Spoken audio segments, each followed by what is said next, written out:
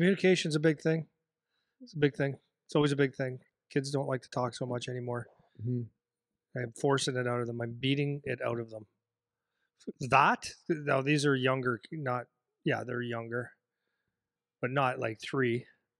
They're younger, meaning what would they be? With the this younger group, The younger 5 group would to be 8. So that's 2012s so to 10, 2010s. 12, 10 to 12 years old.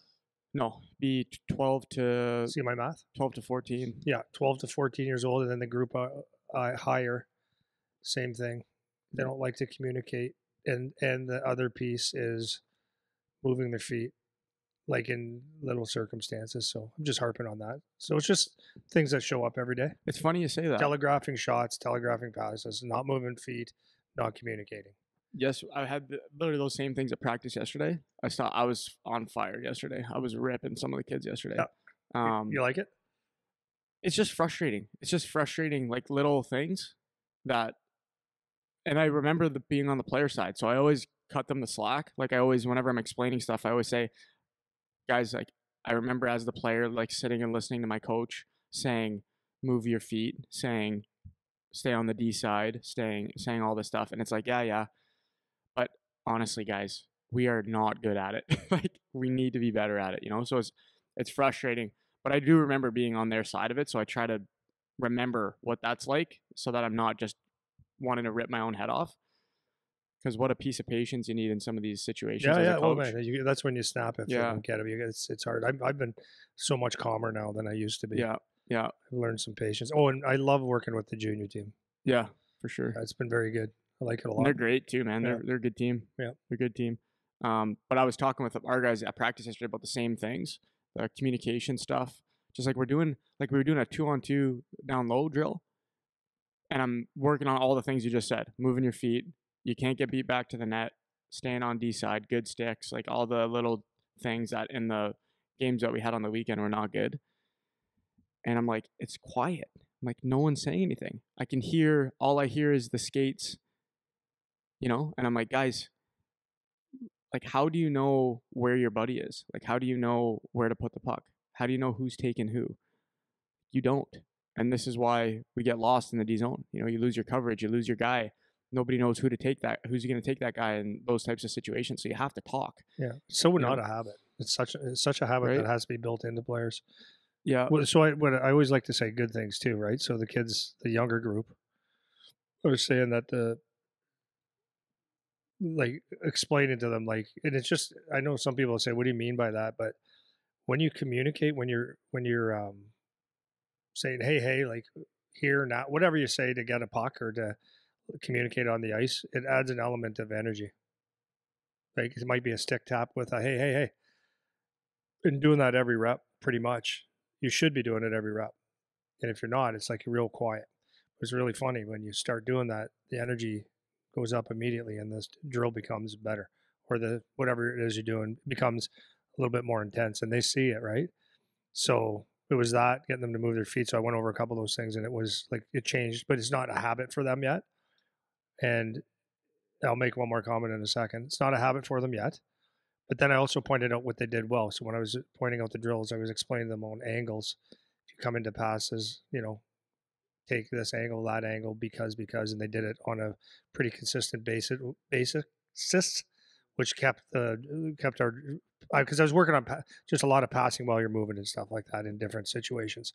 But the one observation I have, and I was still, you know, I'm almost reluctant to say it right now because we are involved in an academy and these players are on the ice a lot.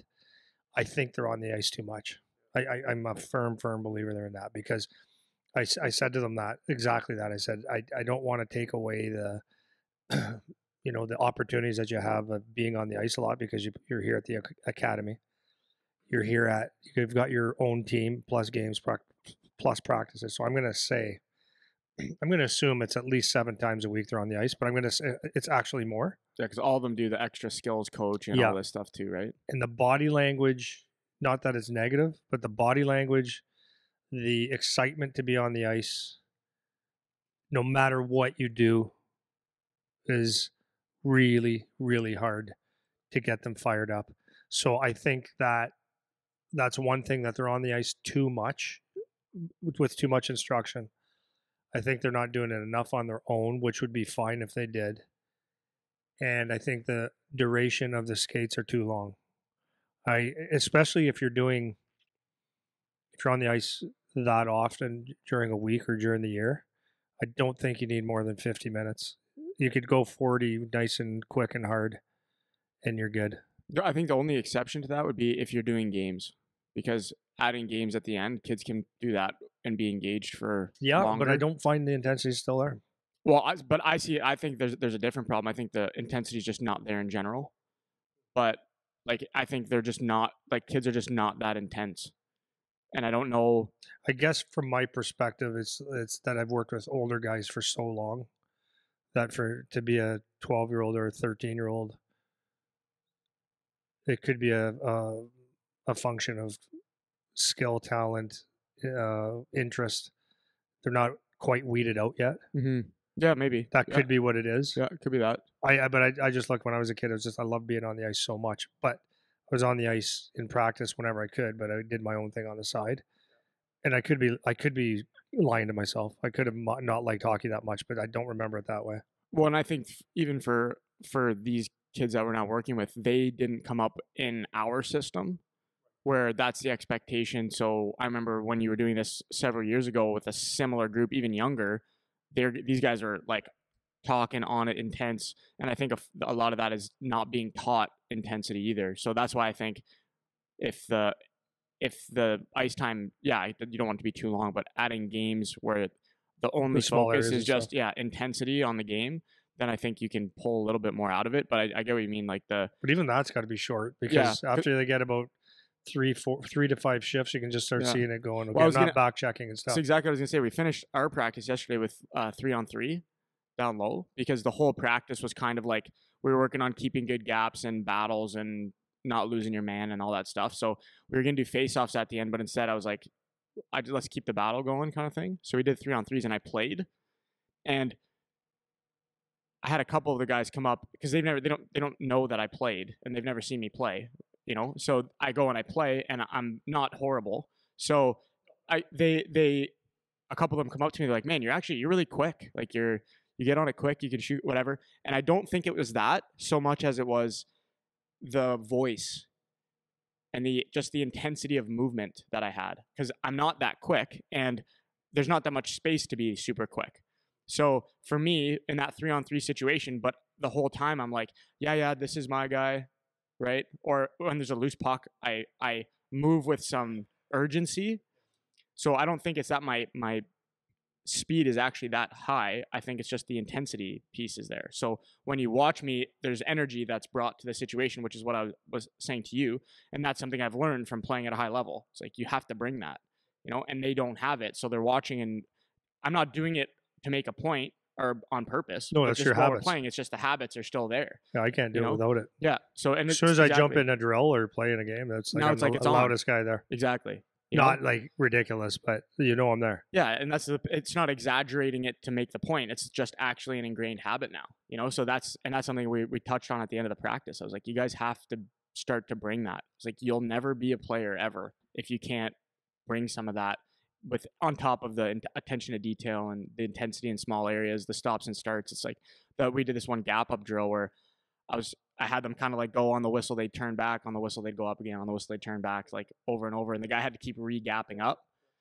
And I was saying the easy one is the first one where you're right with them. I was like, when I blow that whistle to transition, that's where the hard work is, like getting back up and moving your feet up, and that is just not intense. Like there's no urgency there. And that's where I'm finding the holes.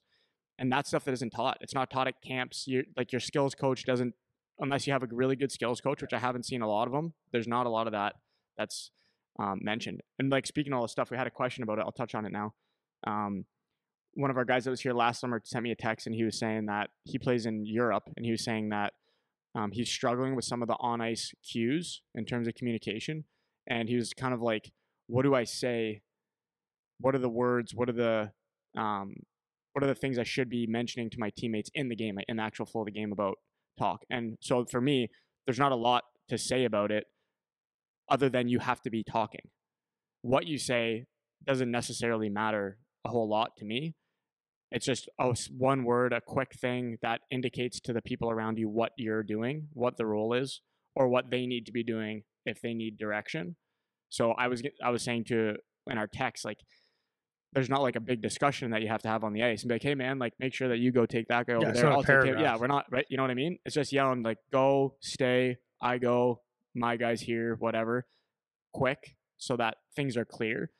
Because I was noticing that even practicing this, like there's guys get lost just because they don't say anything and it's all quiet. What do you got? You got something? No, because I'm thinking about this one guy. I think his last name was Lake. He played for Kitchener Rangers. Yeah, his last name was Lake. He was tough too. And we're going to a face-off one day, and he looked. He was being an idiot, but he was tough as nails. So I think Alan Lake maybe.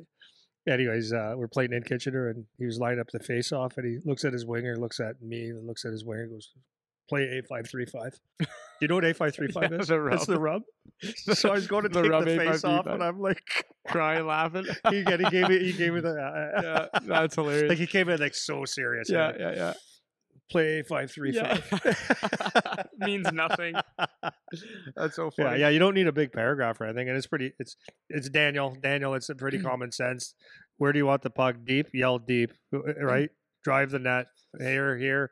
It's there's nothing else you need to know. Now, what I will say on that though is the time where you have the conversation is when you go on the bench. You know, after you're coming off from a shift, that's where you have conversation about more detail. Like, hey, when this happens, you go here, I'll go here, or whatever. And then when you're on the ice, you just have to yell one word now, and they should know what you talked about before. So I think more of the problem solving part of it. Oh, would for come sure. on the Your bench. line mates, right? Your line mates are making a play. It's like, hey, did you see me going to the net there? What were you thinking there? Why don't you get the shot off where there's rebounds? Or I'll shoot looking for the far pad. Okay, when I'm in trouble, I'm going to throw it behind the net. So now it's like net. That's depending on. I mean, you don't have to be.